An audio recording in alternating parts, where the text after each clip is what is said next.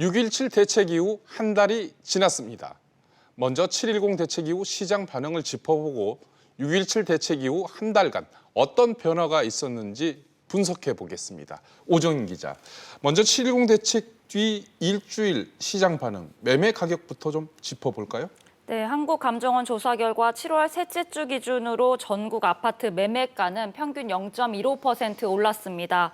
상승폭은 둘째 주와 비슷한 수준입니다. 네. 서울과 수도권은 둘째 주에 비해 상승폭이 소폭 줄었지만 지방은 상승폭이 커졌습니다. 네. 7.10 보완 대책 이후 관망세로 상승 탄력은 소폭 둔화되는 조짐을 보이고 있습니다. 오 기자, 최근 가장 우려되는 것은 전세가 상승 움직임인데요. 전세가는 어떤 변화가 있었나요? 네, 전국 아파트 전세가는 상승폭을 키우면서 55주째 올랐습니다. 네.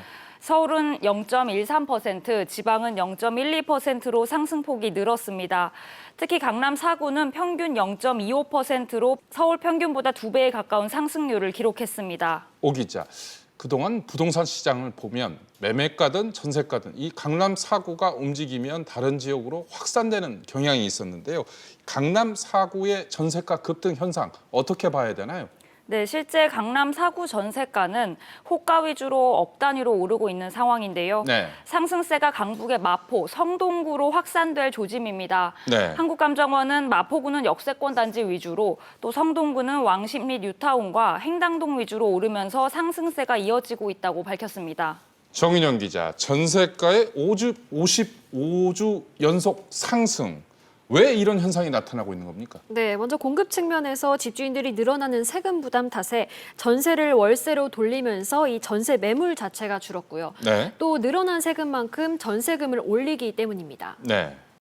전세 매물도 구하기 힘들고요. 전세가 많이 올라서 딴 데 가는 것보다 그냥 좀 올려주고 사는 게 더 이렇게 비용 절감이 돼서 그런 것 같아요. 네, 일부 집주인들 사이에서 임대차 3법이 시행되기 전 전세금을 올리려는 분위기가 감지되고 있습니다. 이 임대차 3법이 시행되면 직전 임대료의 5% 이상을 올릴 수 없기 때문입니다. 그래서 국회에서는 임대차 3법 소급 적용하는 그런 움직임도 있죠. 네, 정부와 여당이 세입자 보호를 위해서 전월세 신고제, 전월세 상한제, 계약갱신 청구권 도입을 골자로 하는 임대차 3법을 추진 중인데요. 네. 소급 적용하겠다고 해서 논란이 일고 있습니다. 네. 박홍근 더불어민주당 의원이 발의한 개정안에는 이 법 시행 후 갱신되는 임대차 계약에도 적용한다고 했고요. 기획재정부도 기존 계약에 새로 도입되는 계약갱신 청구권과 전월세 상한제를 적용한다고 밝혔습니다. 네. 집주인이 전세금을 올리기 전에 법의 효력을 높이기 위해서입니다. 김현미 국토부 장관도 비슷한 취지의 말을 했는데요. 들어보시죠. 상가임대차법을 개정할 때처럼 기존 계약과 갱신 계약에도 똑같이 도입된다고 한다라면 지금 살고 계시는 임차인들의 그 주거 안정의 문제는 상당 부분 해소될 수 있지 않을까 생각합니다. 일부 집주인들 반발하고 있죠. 네, 그렇습니다. 이 집주인들은 소급 적용이 헌법에 보장된 재산권을 침해한다며 반발하고 있습니다. 네. 이 임대사업자 관련 커뮤니티 회원들은 임대차 3법 소급 반대라는 키워드를 포털 사이트에 반복적으로 입력하기도 했는데요.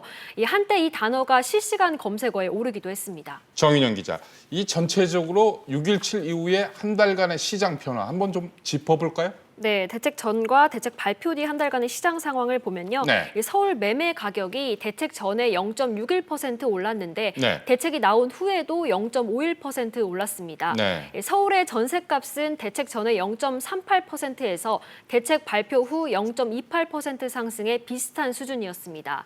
이 정도면 폭은 다소 둔화했지만 상승세가 이어졌다고 볼 수 있어서 6.17 대책이 효과를 발휘했다고 보긴 어렵습니다. 정부 대책에도 불구하고 매매가와 전세가가 계속해서 올라가고 있는 거네요. 네, 맞습니다.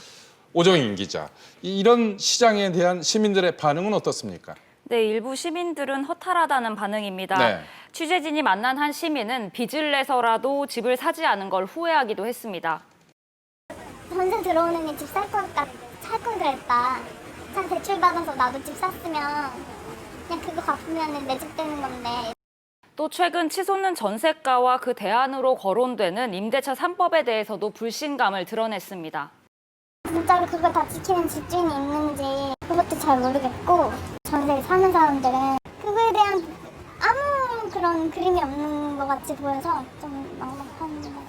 정윤영 기자, 7.10 대책 이후의 시장 반응은 어떻게 볼 수 있을까요? 네, 일단 시장은 관망세입니다. 이 네. 특징은 매물 잠김 현상과 전세 시장 불안으로 요약할 수 있는데요. 네. 먼저 매물 잠김 현상이 발생하는 건 이 다주택자들이 당장 집을 내놓기보다 증여나 월세 전환 등 다양한 선택지를 고려하고 있기 때문입니다. 앞서도 잠시 언급했듯이 집주인들이 늘어난 세금 부담 때문에 전세를 월세로 전환하고 전세금을 올리면서 전세 시장이 불안하다는 겁니다. 네. 또 다주택자들이 세금 폭탄을 피하려고 똘똘한 한 채를 선호하는 현상이 더 강해질 것으로 보입니다.